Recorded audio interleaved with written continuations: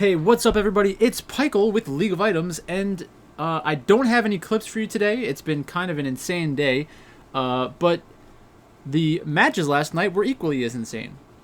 So last night in the NALCS, I got both of my picks wrong.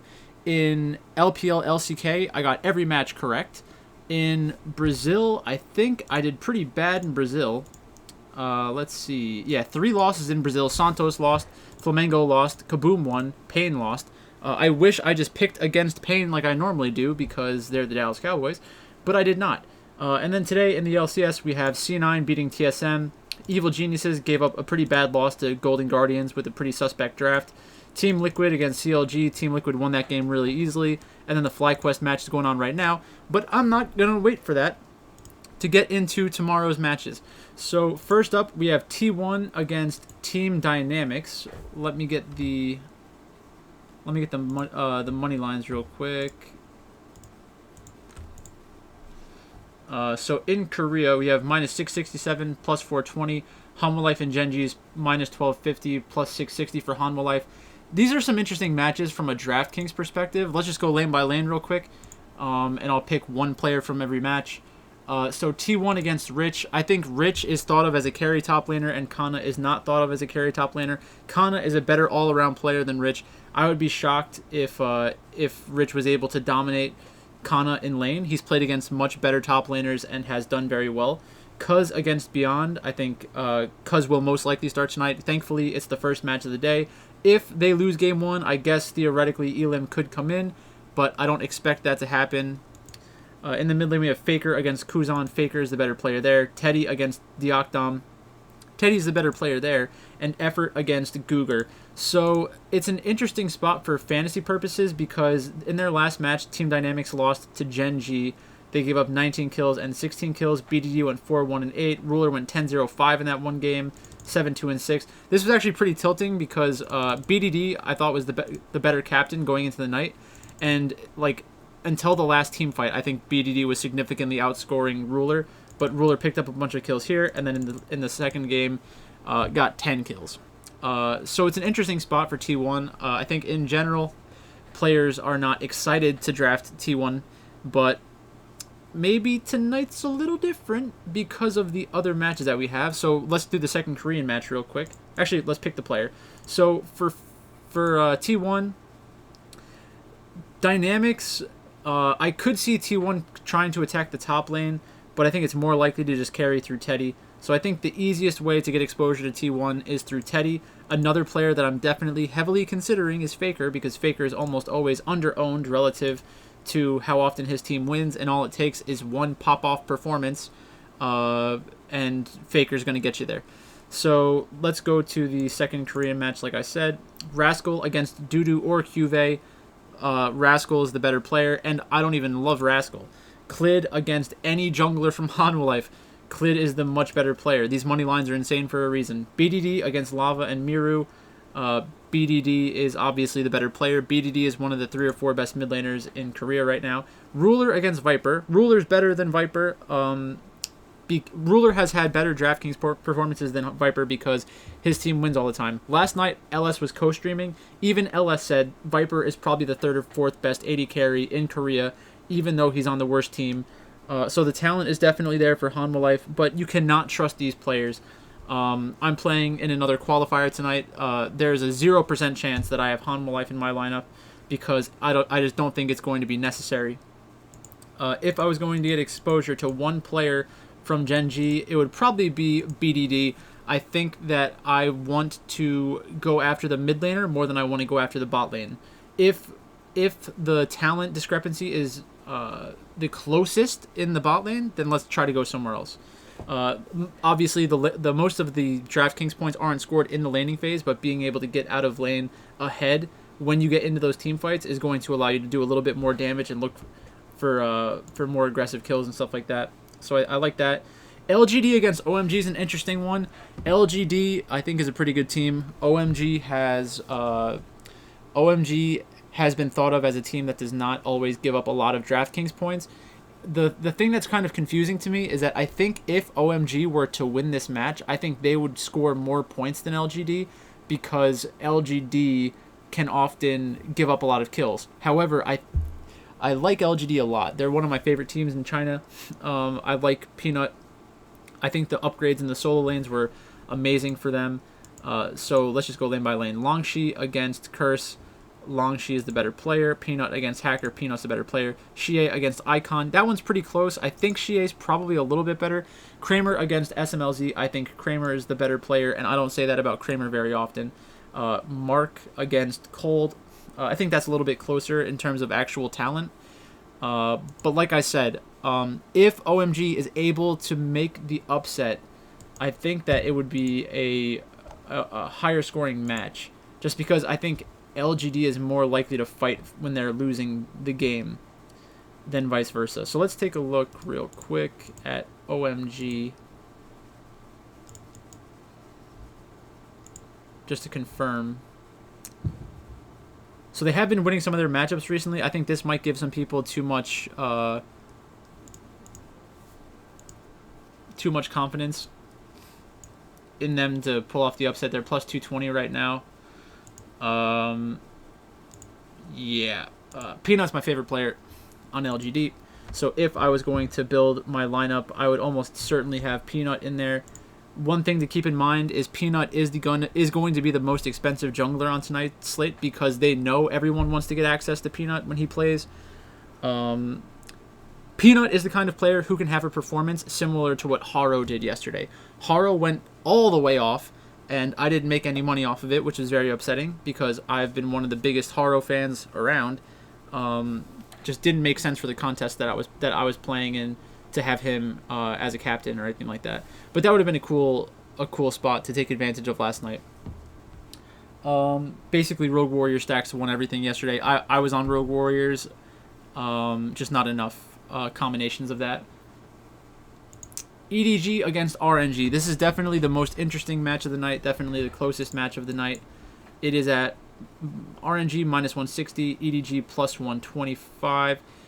RNG, in their most recent matchup, played Gala, which is the other AD carry on their roster. So now we have a question mark in the mid lane, a question mark in the AD carry position. They lost against FPX, so I do think that they're probably still relatively happy with how the match went, being able to pick up one game off of them. So let me just make sure I have the rosters correct. Yes, it is.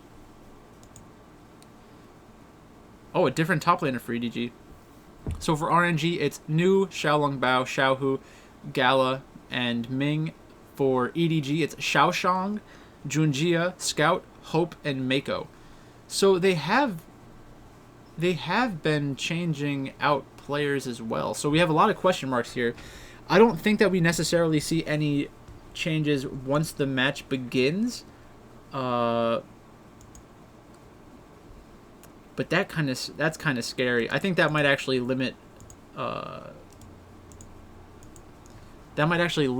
people's willingness to play this for DraftKings. So Xiaoshang, I've never seen him play.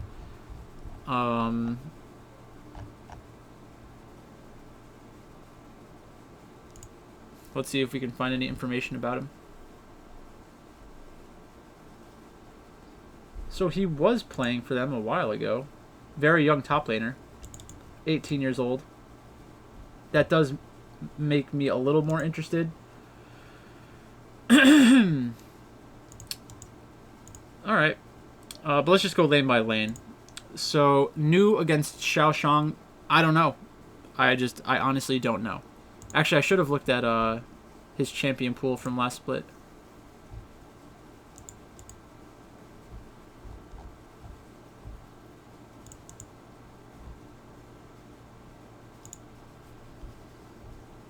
Okay, so we had Aatrox, Fiora, Mordekaiser, Renekton, Silas.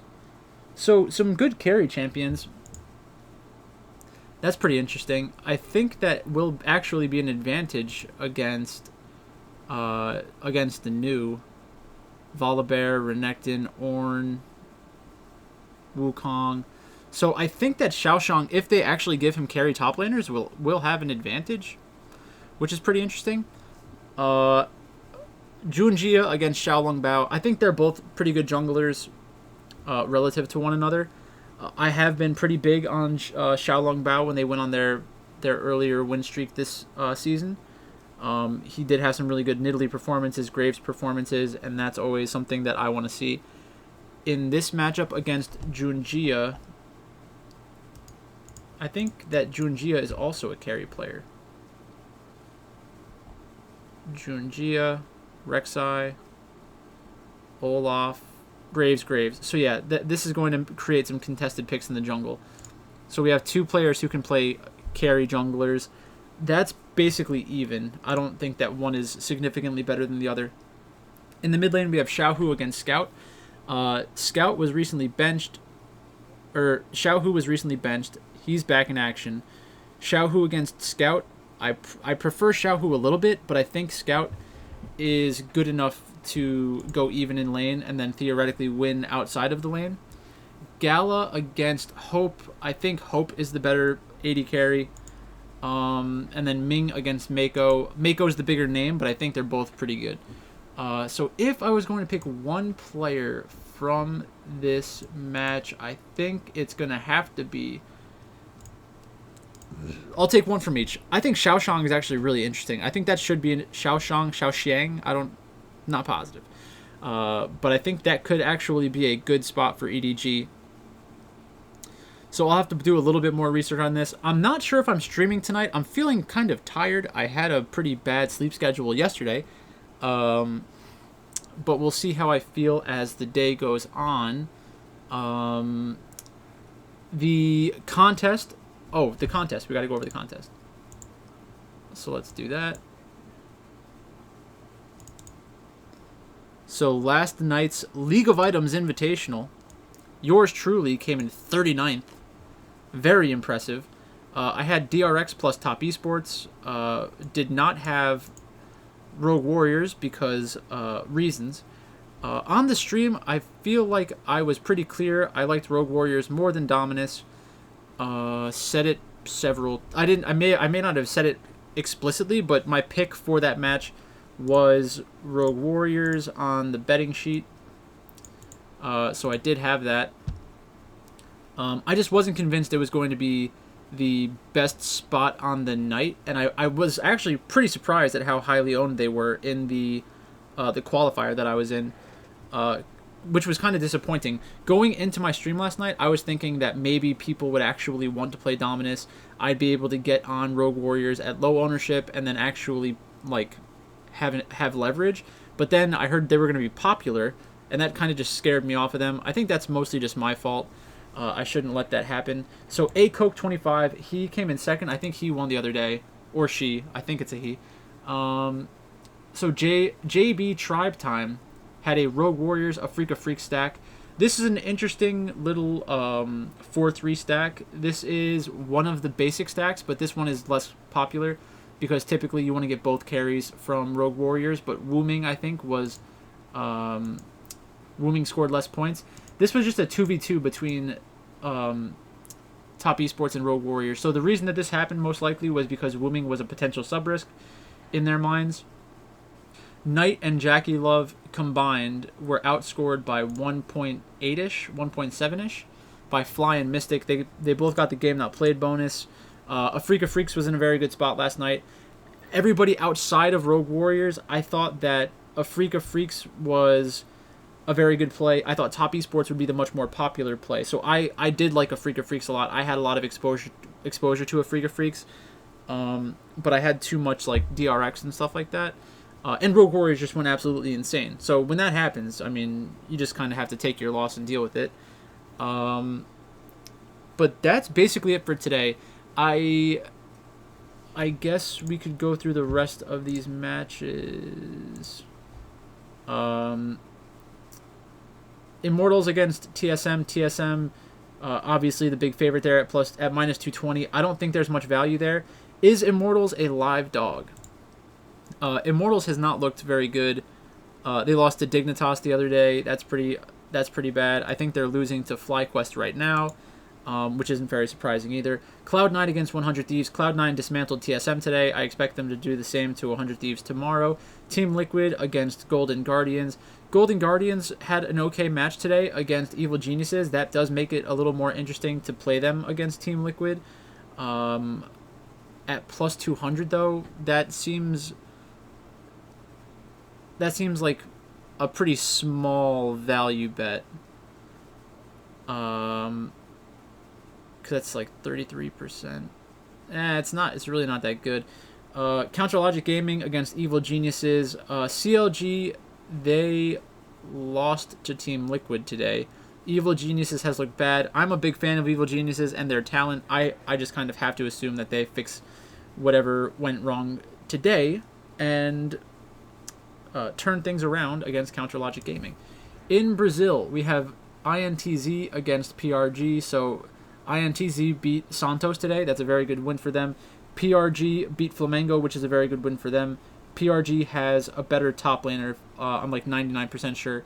So that's an interesting spot. Again, the bigger, maybe not the biggest, but probably the biggest match of the day is Pain Gaming against Kaboom. So Pain Gaming is a huge favorite after losing to Vivo Keyed. I think that it is more likely that Pain Gaming wins the match, but Kaboom is certainly a team that can compete with them. Flamengo against Vivo Keyed. Vivo Keyed just beat Pain Gaming. If they didn't do that, this line would be just as big. Flamengo coming off of a loss. I do think Flamengo is the better team. I'll most likely end up on that side with B-Voy and everything. Santos against Furia. I think Santos has lost their last 2 matches in a row. I don't expect that to continue very long. I still think Santos is very good long term. That's basically it for me today. Sorry for not having the Esports Center clips. Just didn't have enough time to kind of clip everything together. Weird day for me. So let me just get you out of here. Thanks for watching. Make sure you check out Twitter, Twitch, YouTube, Patreon, Discord, all of those different places that I'm putting out content and communicating with everybody. Not 100% sure about a stream tonight, but we will find out within the next 2 hours. So thanks for watching, and I'll talk to you tomorrow.